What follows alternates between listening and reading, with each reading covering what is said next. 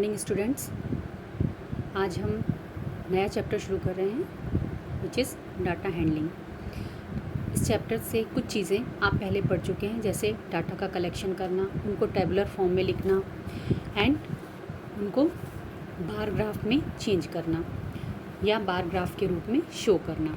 तो ये आप सीख चुके हैं। तो डाटा का कलेक्शन, उसकी रिकॉर्डिंग और प्रेजेंटेशन जब हम करते हैं तो ये हमको हमारे एक्सपीरियंस को और भी अधिक ऑर्गेनाइज़ करता है और हम बहुत सारी चीज़ों को अच्छी तरह से समझ पाते हैं। सबसे पहले तो कलेक्शन ऑफ डाटा क्या है। जब हम डाटा का कलेक्शन करते हैं तो हमें ये डाटा आपको पता है क्या है।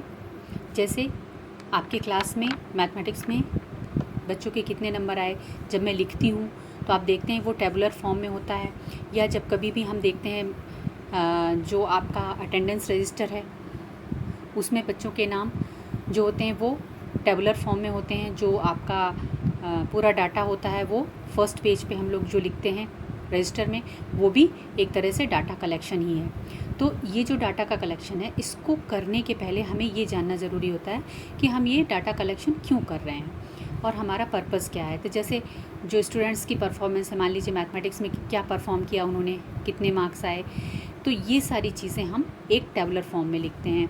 फिर number of children below the age of 13 in your class, आपकी क्लास में कितने बच्चे हैं जो 13 साल से कम उम्र के हैं, तो ये डाटा आप कलेक्ट कर सकते हो। फिर ऑर्गेनाइजेशन ऑफ डाटा को ऑर्गेनाइज कैसे करना है ये हम सीखते हैं। When we collect data we need to record and organize it.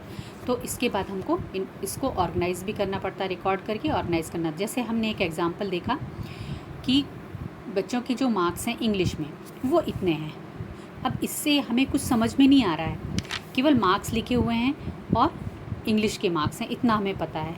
लेकिन हमें अगर पता करना है किस बच्चे के कितने मार्क्स हैं, किसके हाईएस्ट हैं, किसके लोएस्ट हैं, तो हम कैसे पता करेंगे। सबसे पहले तो हम इसको टेबुलर फॉर्म में लिखेंगे इस तरह से। रोल नंबर वाइज हम लिखते हैं। पहले रोल नंबर अजय का है तो अजय के 23 मार्क्स हैं आउट ऑफ 50। फिर अरमान के मार्क्स हैं, फिर आशीष के, दीप्ति के और फैज़ान के। तो ये 5 बच्चों के मार्क्स हैं और ये 1 to 5 रोल नंबर में हैं। आपकी क्लास में 40 बच्चे हैं तो 40 बच्चों के मार्क्स होंगे। तो इसी तरह से ये इस टेबल से हमें क्या क्या पता चल रहा है कि किस बच्चे के कितने मार्क्स आए, ये भी पता चल रहा है। और यहाँ से हमें पता चल रहा है कि हाईएस्ट मार्क्स आशीष के हैं और लोएस्ट मार्क्स 23 अजय के हैं। मतलब आशीष ने अच्छी तैयारी की थी और अजय ने तैयारी बहुत अच्छी नहीं की थी, तो उसको हेल्प की ज़रूरत है। तो यहाँ से ये हम समझ पाते हैं। Then representative values. अब रिप्रेजेंटेटिव वैल्यूज़ क्या होती हैं, ये 3 तरह की होती हैं जिनके बारे में आप अभी पढ़ोगे। अर्थमेटिक मीन, मोड और मीडियन, 3 चीज़ें हैं। तो सबसे पहले हम अर्थमेटिक मीन पढ़ते हैं, उसके बारे में जानते हैं।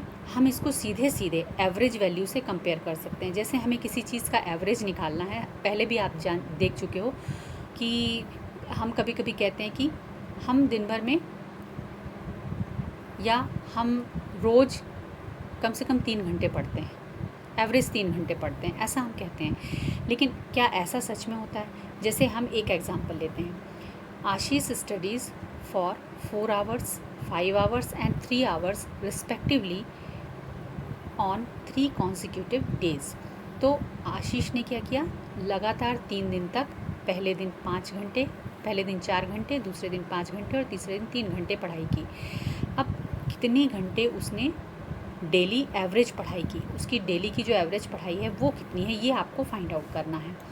तो the average study time of Ashish would be, कितना हुआ, total number of study hour कितने थे उसके, 4 आवर, 5 आवर और 3 आवर। और कितने दिन तक उसने ये स्टडी की, 3 दिन तक। तो हम उसको 3 से डिवाइड करेंगे।